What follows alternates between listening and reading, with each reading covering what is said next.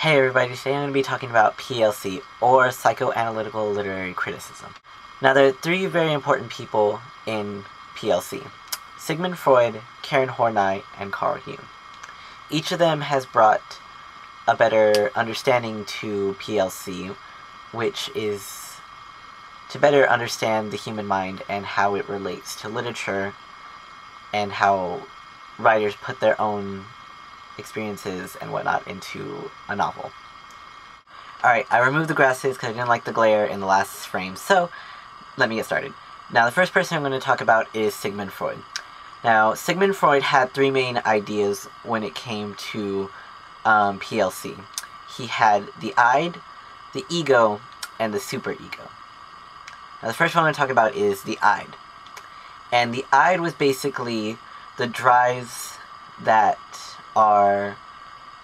want our satisfaction. They want to be satisfied, and that can be explained simply as instinct. Now, Sigmund Freud believed that our instincts and that the Id was completely unconscious and that we had no control over them. Now, the best example of this would be a newborn baby, and, well, babies, they don't know how to filter when or not to talk about their needs, I would say, I guess. Or when they want something. They simply cry or do something to let their parents know that they want something and that they need something. And they continue to cry or do whatever they want until they receive what they want, whether it be like milk or they need to be changed or something like that. And the Id is not considered to be evil, good, and it has no morality, it has no judgment, it is just simply instinct. So it can be considered either way based on a certain situation in which someone is desiring for their needs to be met. Next I'll be talking about the superego. Now the superego is the opposite of the Id. And the superego is basically what gives us our morals, our values, and things along those lines. The superego is usually developed through our upbringing, and, it is helped develop by our parents and caregivers and whoever just helps install sort of lessons into us. The superego develops our sense of right and wrong, and when we break our senses of right and wrong, then the superego will respond by punishing us with negative emotions such as guilt or embarrassment. Now, the superego will do whatever it takes most of the time to help someone conform to the social norm, because usually whatever the social norm is seen as, that is what is considered right. Next is the ego. The ego is a median between the Id and the superego. The ego's job is to try to satisfy both what the superego wants and what the Id wants. But at the same time, it also has to make sure that it is satisfying them within the real applications of life. Because of this, the superego goes through a lot of goes through a lot of anxiety trying to balance out both the Id and the superego. And so because of that, the ego starts to bring in a lot of anxiety to ourselves, and it's very hard on our psyche. The next thing Freud talks about is the Oedipus complex. And now the Oedipus complex is kind of interesting. And it is basically the desire of a boy to sleep with his mother. When boys grow up and they're still in their very young age, between about 3 and 5, they have this their mother is their center of their world. And because of this, they start to develop a sort of romantical feeling, I guess you would say. And because of this, they see their father as a threat, and they wish to kill their father, just like in the story of Oedipus. Now, the next person I'm going to talk about is Karen Horney. Karen Horney is significant because of her theory on neurosis.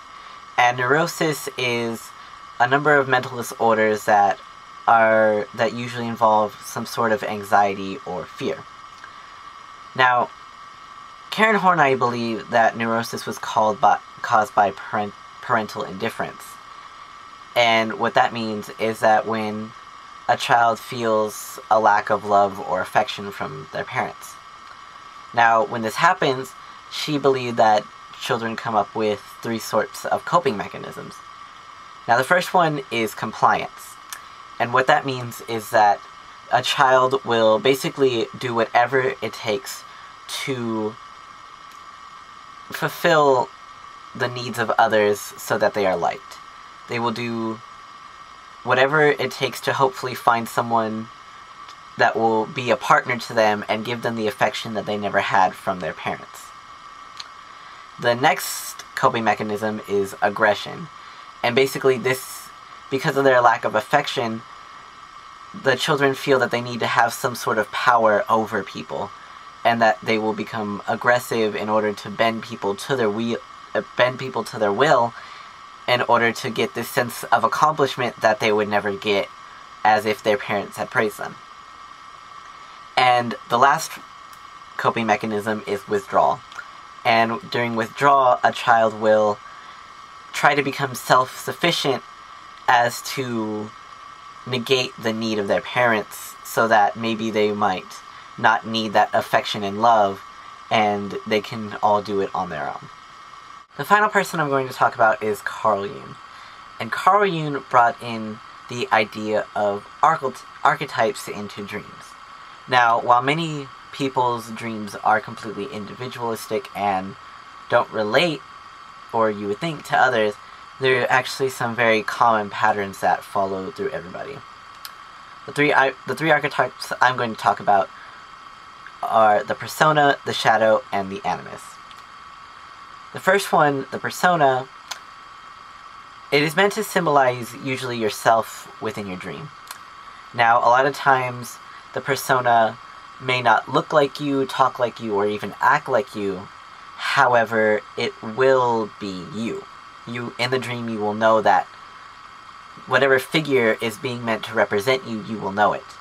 And usually, whenever a persona comes into play, it is to maybe show how you would react to a certain situation, or how something may affect you, or how maybe your situation may have changed, or something along those lines.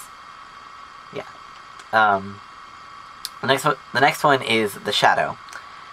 And often the shadow is the negative aspects of ourselves. And usually, this figure, the shadow, is the parts of ourselves that we do not want others to see, and the parts of ourselves that we do not want to see.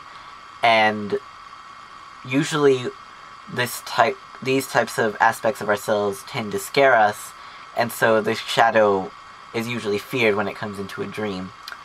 However, the shadow does eventually have to be learned to be accepted as the aspects in the shadow are a part of you. And the final one is the animus. And the animus is meant to represent the female parts and the masculine parts within all of us.